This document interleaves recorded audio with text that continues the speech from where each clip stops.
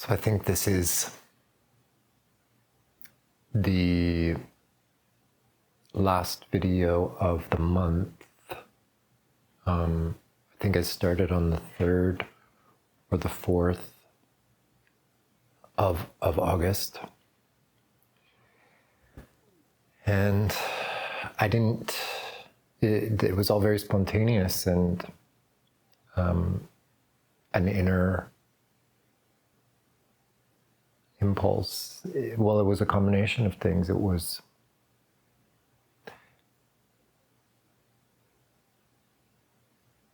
out of my dysfunctional approach to meeting my needs, an unconscious behavior, a kind of indirect approach where I was trying to use somebody as my canvas, my outlet, and not really being as mindful about that as I could be.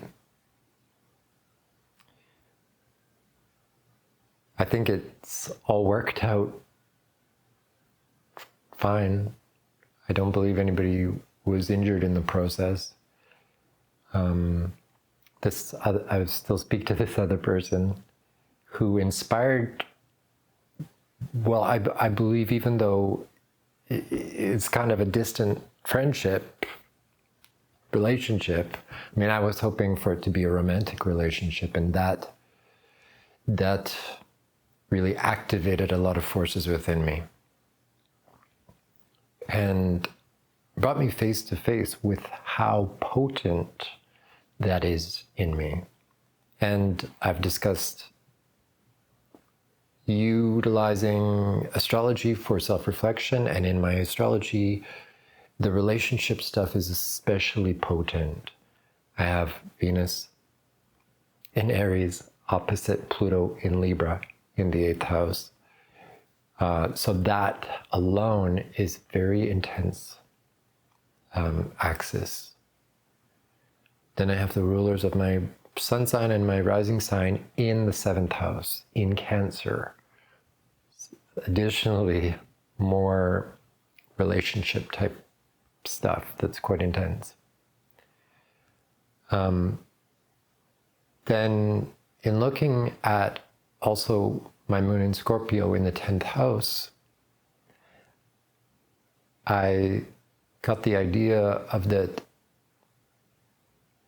working out some of these deeply seated, troublesome things, these kind of shadowy elements in me that I do have a kind of affinity for. I am interested in the subconscious and the taboo things, and yet my own trouble me, and I feel stuck often about those things, the heavy, intense emotions, the dark thoughts, the negative thoughts and feelings. But then in thinking about that's in the 10th house and how that really fits into the whole picture of my astrology in being a wounded healer, having the sun conjunct Chiron and Saturn squaring my sun, again, I think it emphasizes the importance of facing my shadow and revealing it, and that I believe that my path to improvement, success, well-being is in demonstrating, is being an example and speaking my truth, revealing myself, revealing those vulnerable things, and working through them in a kind of public way, sharing with other people that deeply vulnerable and personal stuff, in the hopes that other people maybe can benefit from it too. So in me healing myself, that is the best way of also contributing to other people's healing. Because as I've learned working in healthcare and also in alternative health, it's very difficult to heal somebody else, to fix somebody else. Really, it's an inside job.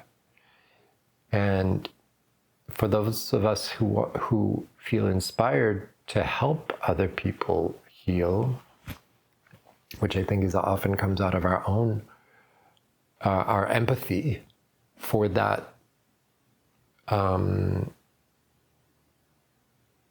that difficulty and that hardship of being wounded, of being ill, of being disabled, of being an outcast, being different, being strange, not being able to connect with those experiences and resources that we desire. So in being a facilitator of that is often rooted in our own painful experiences, our own hurt and our own woundedness. But that gives us a lot of empathy and insight, especially if we're on the mend.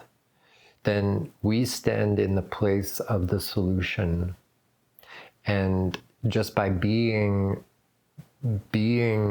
whole, then we can be a kind of lighthouse for other people.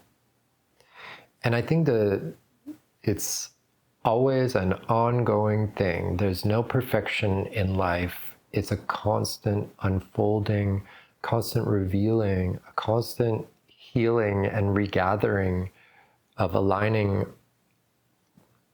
the pieces, because we're always adding to it. We're adding new information and new experiences each day. We may be getting new wounds and new information that is being added to the whole equation, right? If we're living bravely, then we're taking risks, and there's going to be feelings that may be uncomfortable. The whole relationship thing, which is so important to all of us, is a bit of a battlefield. It's a bit of a minefield, because our patterning comes from early life experiences, and we pick up trauma from our ancestral lineage that they didn't resolve and just became normal, just became part of the culture of the family. But now I think kind of starting like really starting with my generation, Gen X, I think we were maybe the first to have an adolescence where there was a greater resource. Sure, the people that were adolescents during the 60s, you know, and the small group of people relatively of the whole planet, they were able to, you know, be part of the hippie movement and you know, take psychedelics that expanded their minds. You know, there's been people all along, of course, but as far as like a bulk of people that was enough to create a cultural change, I think that I feel like that, you know, people born in the late 60s and 70s, you know, through the 70s, my generation, I was born in 76, and I think, and had the internet just as, you know, like as a teenager, early 20s, being able to access a world much broader than what my parents or my town offered. Grew up in a very small little redneck town and left, and it wasn't just the moving to the big city, but it was also the changes that were coming with technology that just made things much more accessible. Also, pop culture was really offering movies and things that catalyzed and inspired, rebelliousness and thinking outside of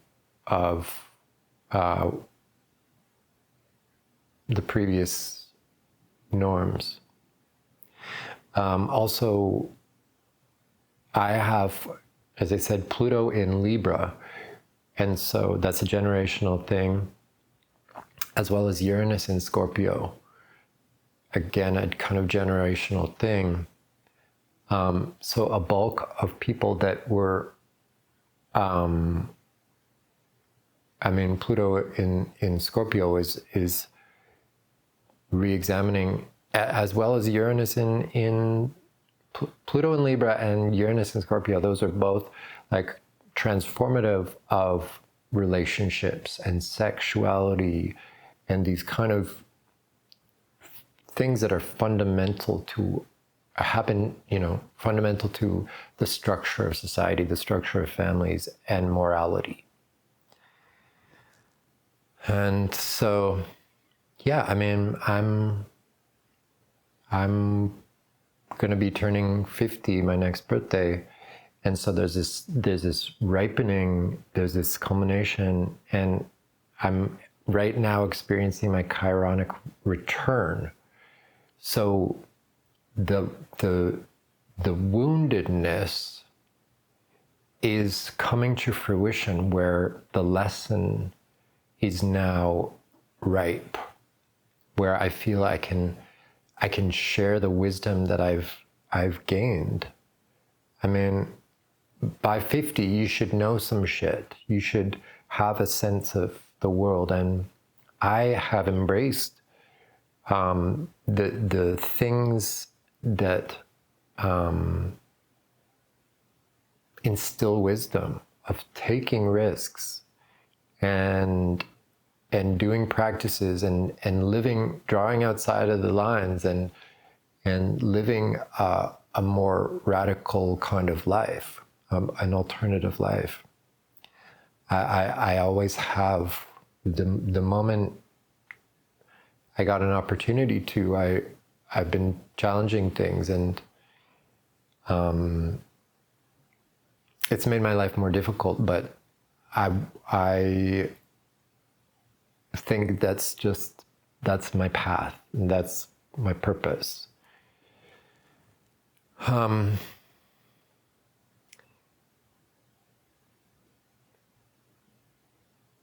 I feel like I'm in need now. My wisdom is needed now as we continue to our world to kind of destabilize. So there's like a fun part of that, where it's kind of a freedom of do what thou wilt and express yourself, and all these kind of messages that I think really have come to fruition with my generation. Madonna's "Express Yourself" was right when I was in that kind of influential time, and I love that song, and I felt the message, and that's been important to me. It's expressing myself, just although not necessarily knowing how to do it, and what is self, and it goes kind of deep. There's things down there that we might be hesitant to express. But now, like, we're in a kind of crisis point. So the changes and the challenge to the status quo is destabilizing the entire structure. For whatever reason, whoever is behind it, good or bad, it's happening. It's happening in this kind of slow motion demolition. I mean, it's actually quite fast, but and it's picking up speed. I anticipate people, are gonna come even more glued, and there's gonna be a lot of uneasiness, I think, for quite a while. I think that it could go on for a while. I mean, it's hard to even imagine going through such a transition and it resolving itself quickly into a new stable society without a lot of authoritarian control. And I think that's not going to happen, because I think that there's too many forces at work. The only way that an authoritarian control could come in would be a massive depopulation event, which, is possible. It's possible, but in that case, like, it doesn't matter what we do. Like, I guess that's beyond our control. And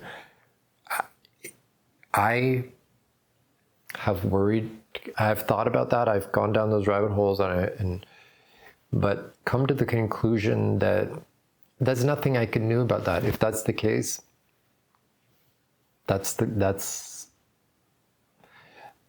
I kind of think that my soul will go on to some other place that's decent, because I don't think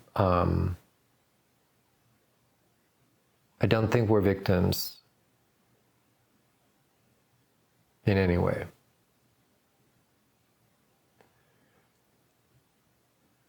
We're only limited by ourselves ultimately. So I think that the way forward, and that's kind of inevitable, is just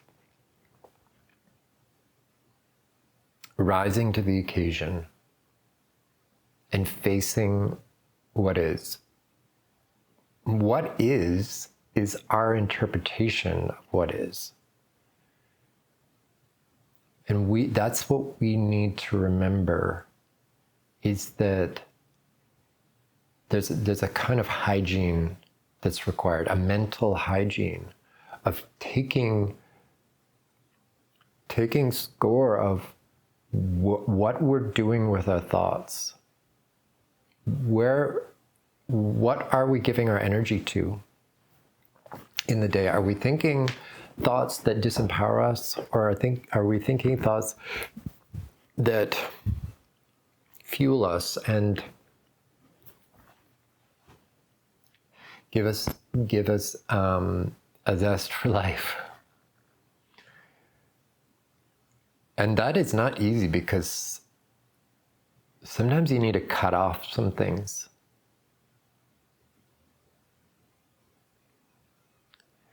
And that's what I realized, because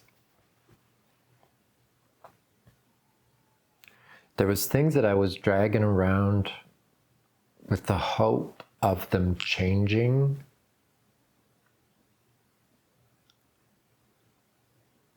I felt an obligation to fixing certain things or people or situations.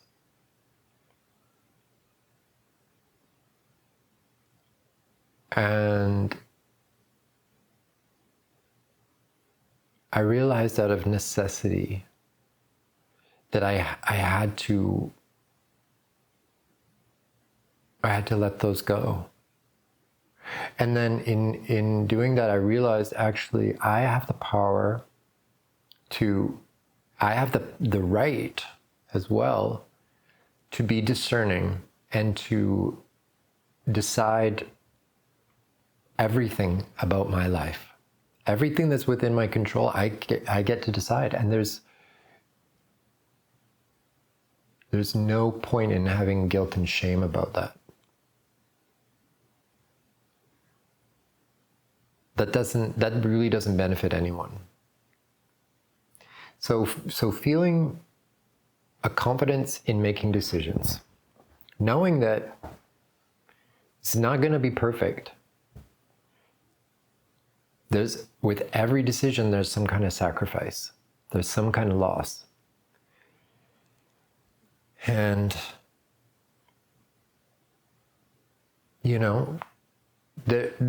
it's okay that there might be emotions with that. Feeling those emotions about that loss.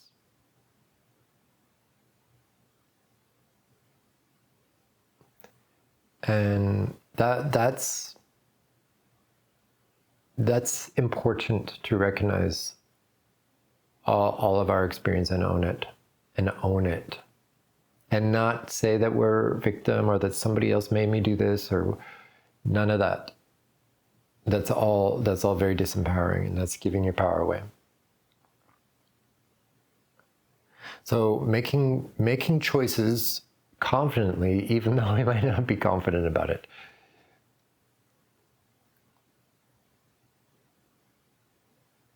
Because a weak, half-assed decision is not really a decision. In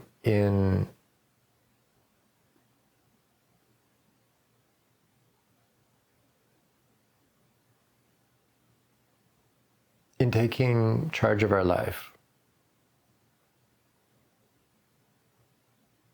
in owning our power,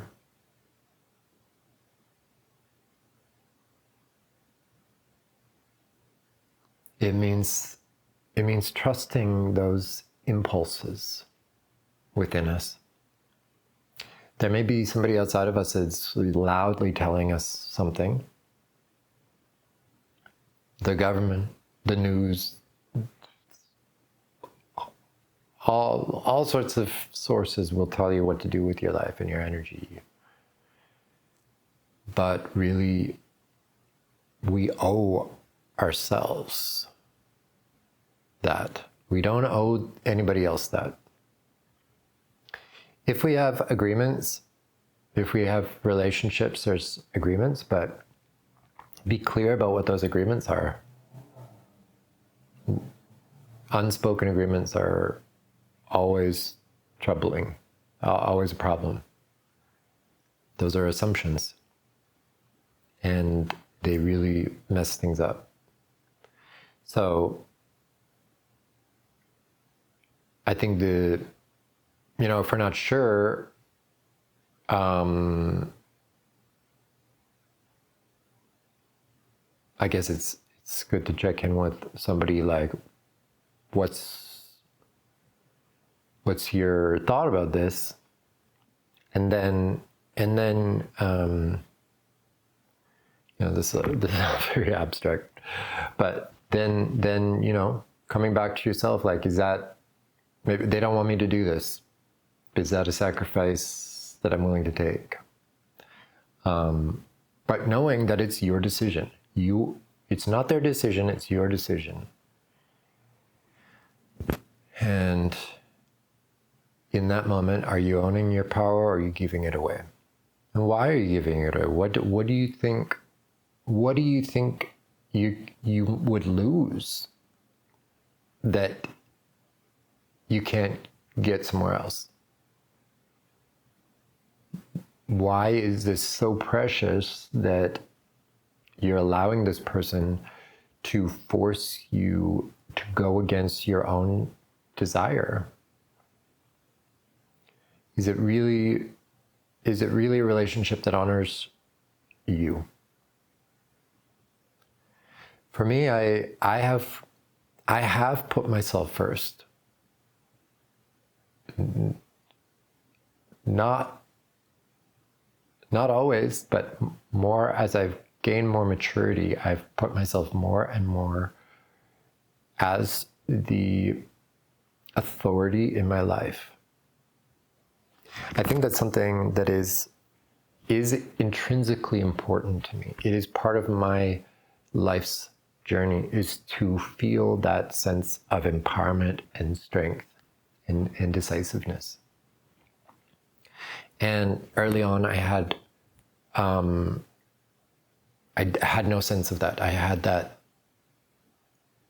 people in my life that took that away from me. That suggested a different structure where that instilled a kind of guilt and shame around that. And I, at this point, even now, have to recognize, like, even though I was a child, there was a process where I was giving that power away. And yeah, when you're a child, you don't know any better. And those authorities have great power in your life, in your mind. But it's still important just to rewire that there was a choice there.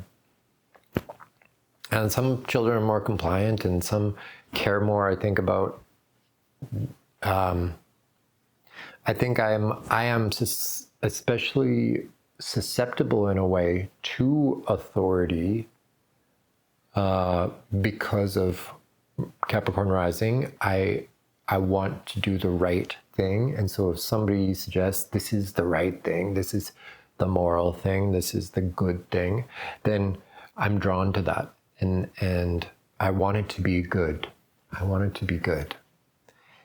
And yet, I was faced with this part of me that was not good, that had these negative, angry, dark, hateful emotions in response to poor treatment from a number of sources. But I wanted to be good, so I didn't show them. I didn't express those things, and I kept them all inside.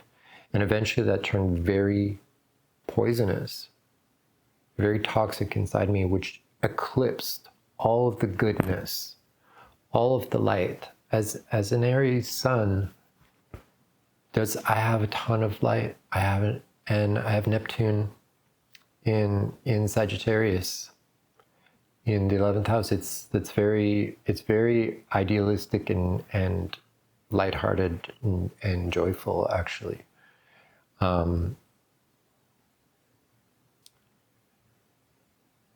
And Venus in Aries is very playful and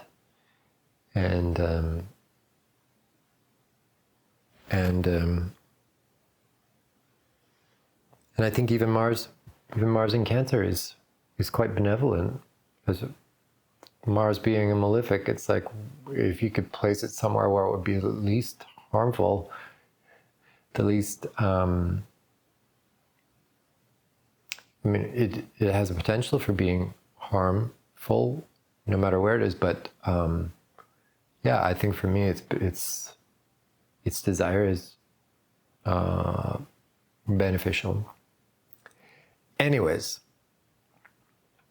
I think that a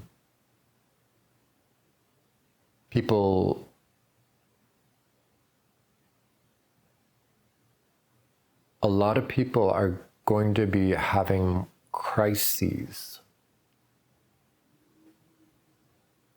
in the near future. I think it's happening right now. There's a lot of that going on.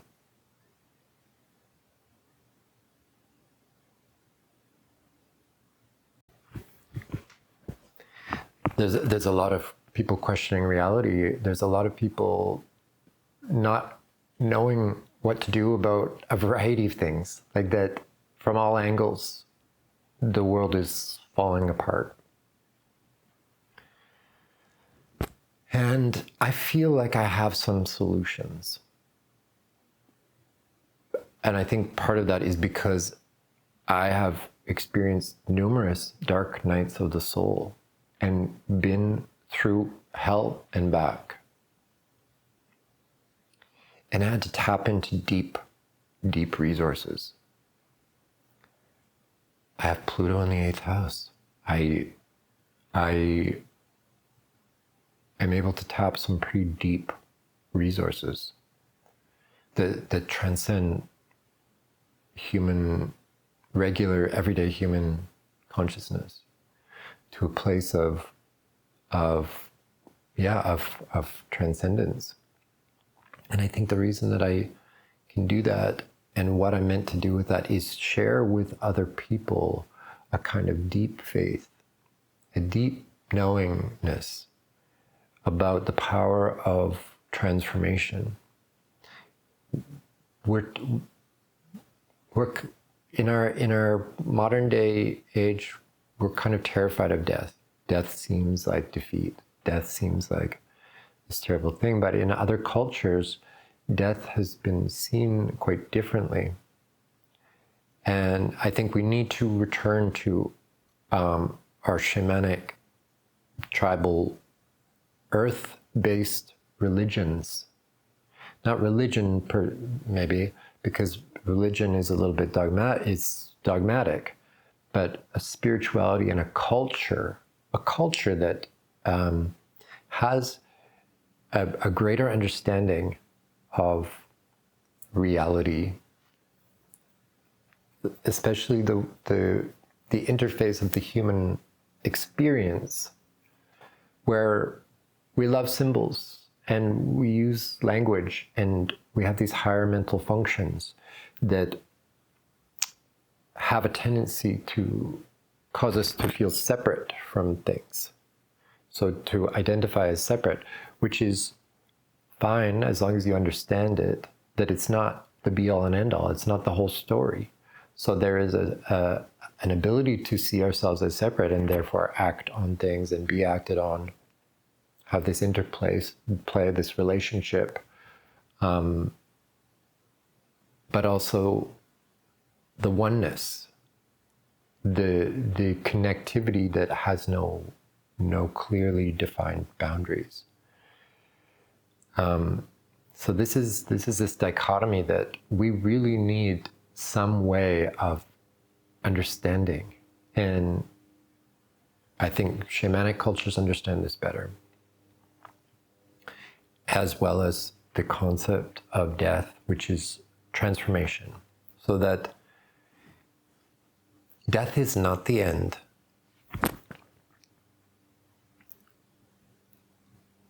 Death is transformation. So releasing that which is no longer useful and celebrating that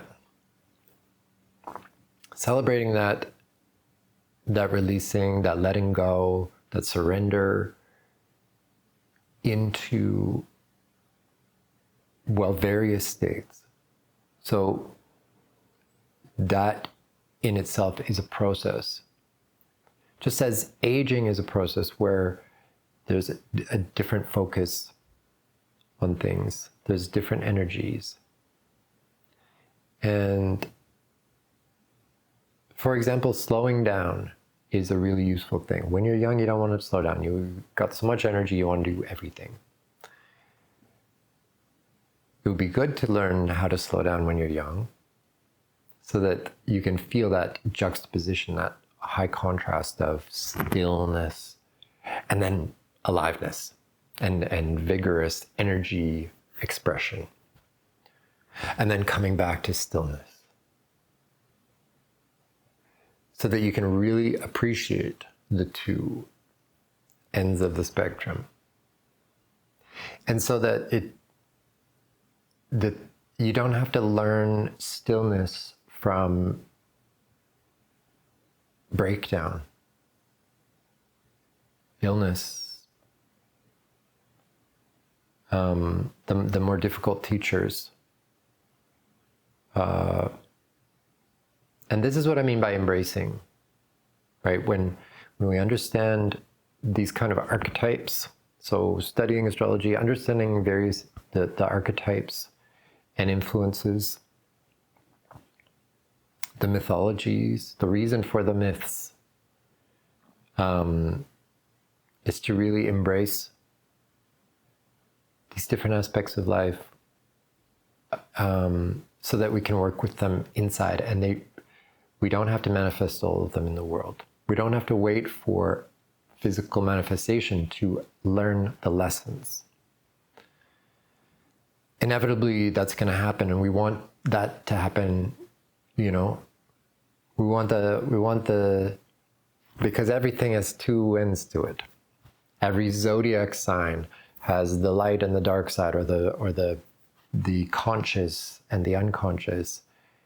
Even the fact that there's only 6 different energies of the zodiac, and signs that are polar ends of those. So as Aries is self and Libra is other and relationship. That's really just one kind of thing. So everything has these polarities, but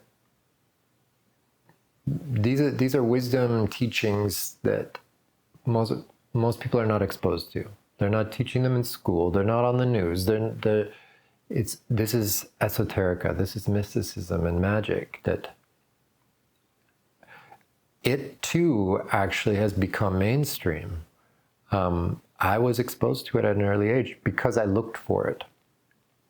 It wasn't from any family member or anybody around me. I think, again, because of who I am,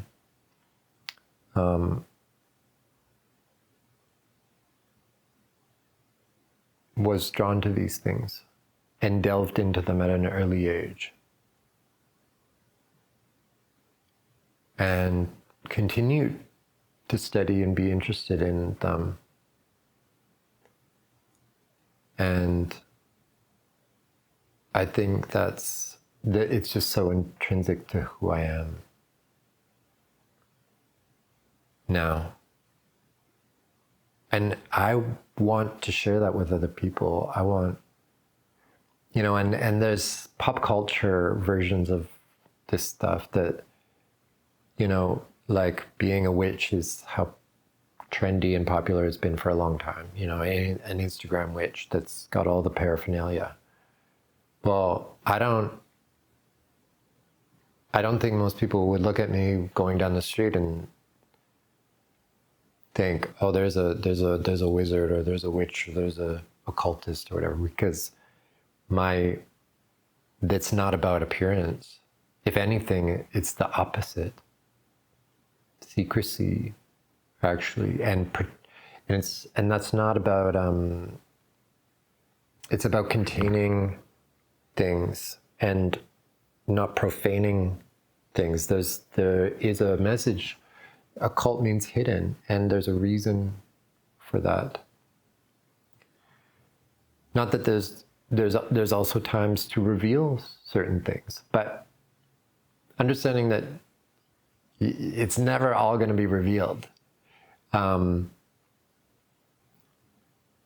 There's always going to be the mysterious hidden universe is way vaster than the manifest universe. I remember reading something where somebody was describing the astral, the unmanifest or the subtler realms, like a hot air balloon, this big balloon, and then the manifest world. In the Kabbalah, it's called Malkut or Malkuth, or the kingdom, and that's like a little basket hanging at the bottom. So the tangible world is this major reduction into living symbols that contain abstract energies, fluid, dynamic energies that they're kind of in this This quantum state, they can be both yes and no. They can be both up and down. It's not until there's this kind of commitment to be one or the other, or any of the variety of shades of gray, because it's there's infinite nuance. But that's what we're doing as living beings in the real world, is making decisions on many levels. So our cells are making decisions. Even within our own mind, there's many factors. There's this innumerable elements that are driving the boat. But my take on this concept of individuation is harmonizing all those elements and being aware. So there's not a backseat driver, or like a whole bunch of backseat drivers that are whispering in our ears saying, turn left here, turn right, go, slow down, right? Which, if we're not very conscious, that's what's happening. Our teacher from grade 3 and our mom and this person that we met on the street, this ex-lover, all these messages that we gave power to are in there. So, and we've been bombarded. I mean, our subconscious picks up everything, picks up so much information. And that's on top of the fact that we have access. In previous times, people had much less access to information. Now it's just scroll, like, and I'm guilty of this too, multiple devices going, watching a movie and scrolling, or, and it's day after day after day. It's constant. We're just, because the mind just wants more to inform our decisions. Because we're so oriented outward, the ego builds up its identity based on this data gathering outward. But it doesn't have to be the case. That doesn't have to be where the emphasis is. The emphasis can be on an inner guidance, which really it should be. It should be this balancing, really, of that inner guidance with the application, a testing of how does the world respond to my actions that came from this inner impulse. Who is giving me these impulses? Where are they coming from? And do they work? What's the result? We want to be effective in the world. We want to be powerful. So astrologically, this is Mars and Pluto are acting on the world. And how powerful is that? So Pluto being this great depth of our psyche that includes the restrained parts and the parts that we don't deem as good. This is the shadow elements of the psyche. But the more of that we unlock, the more real power we can bring into the world. And that's a significant portion of our purpose in life, is unlocking these hidden resources. Because if we don't, we will be manipulated by them in a way that is a little bumpier. It's not as refined. It's not as artful.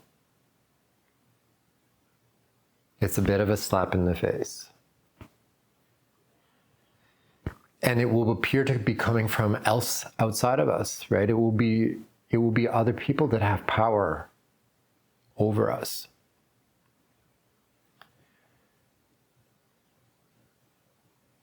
So I think that these are turbulent times of initiation. It's group initiation, it's planetary initiation, and it's individual initiation. And that means everything's coming up for reassessment. Everything's coming up for at-one-ment, atonement. All these disparate elements coming together and seeing what fits, what are we wanting to retain, and what are we wanting to let go of? Because we want to birth a new human. We want to birth a new world. This is the Aquarian age where everything's coming together to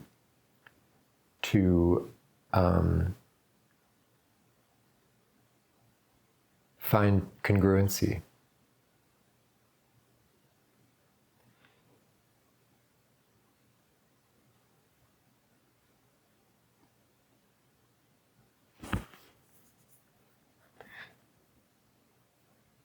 So I feel like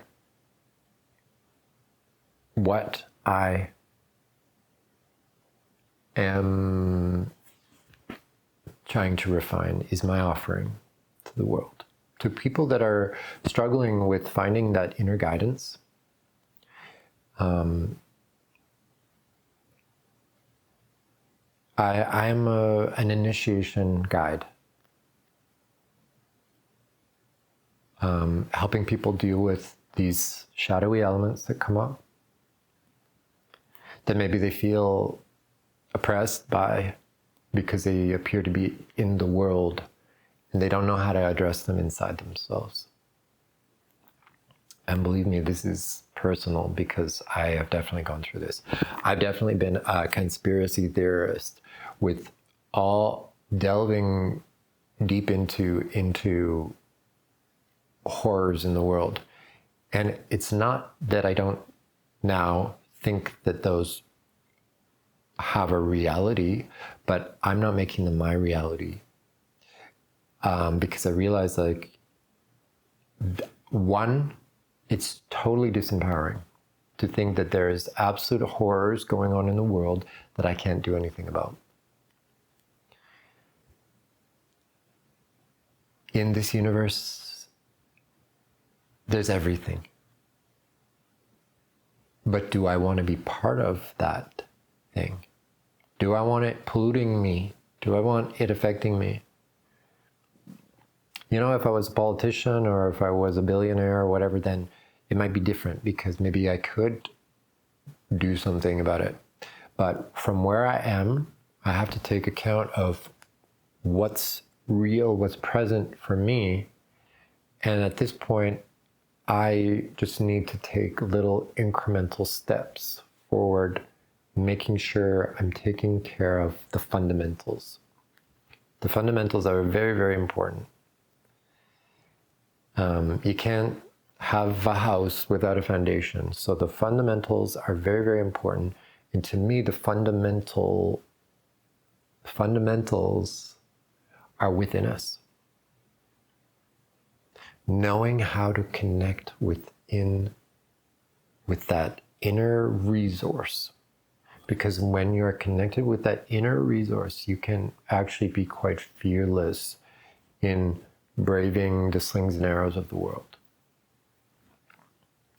The more practice with that, the more resources you can bring forth into the world to share with others, to lift other people up, to provide solutions, options to other people. So this this just past month has been a game changer for me, because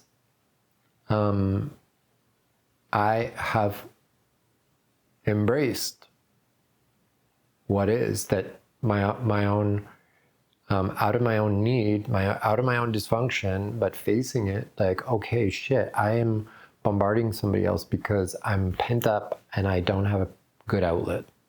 And I'm projecting onto them that they're the solution to my need for intimacy, for to be seen and heard and recognized and valued and all this stuff. I was putting that onto one single person, and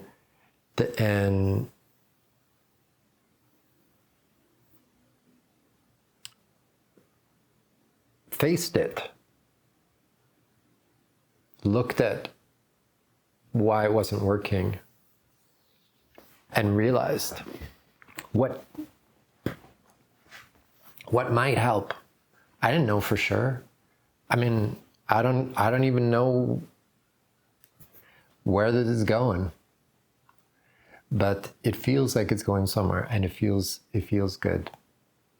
I feel I've gained a lot of insight from it, and confidence, and ease, and purpose, and it's like nobody even else actually needs to see these videos for it to benefit me. Is it necessary that I publish it? Because the whole idea of being seen, of revealing myself, being vulnerable in a public way was something that was terrifying for me. I think it relates to past life stuff, but also this life stuff. Whatever way you want to spin it, it had this significance for me. I want to do that. Like I want to be expressive and even performative, but also understanding like when I'm being performative, is it like a coping mechanism? Is it this like, don't see the real me, I'm going to put up some kind of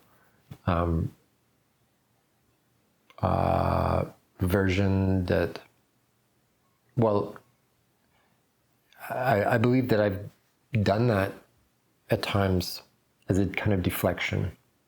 So now I'm very, very interested in being much more conscious of how I'm presenting myself. Not out of fear or control, but out of a focused intention. So at times being really, really open and vulnerable and raw and expressing emotion and to say essentially like, it's okay to be sad, it's okay to be depressed, it's okay to like be passionate and raw. It's really beautiful, actually. And it's also okay to be playful and silly and theatrical when it's intentional. I think it's just about being intentional all the way along and congruent within ourselves. So there's this like deep impulse coming from this place of expansive wisdom. And then we're guiding that, we're forming it, we're shaping it with awareness, with clarity, knowing what we're doing. And then it comes into form, and it's this kind of gift that we're presenting to the world out of joy and truthfulness and bravery, courage and faith.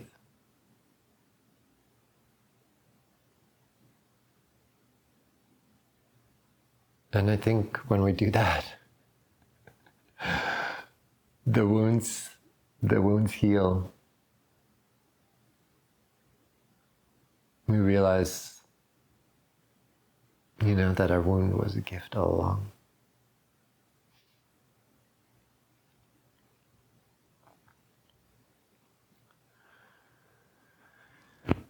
Yeah, so I think this wraps up this month.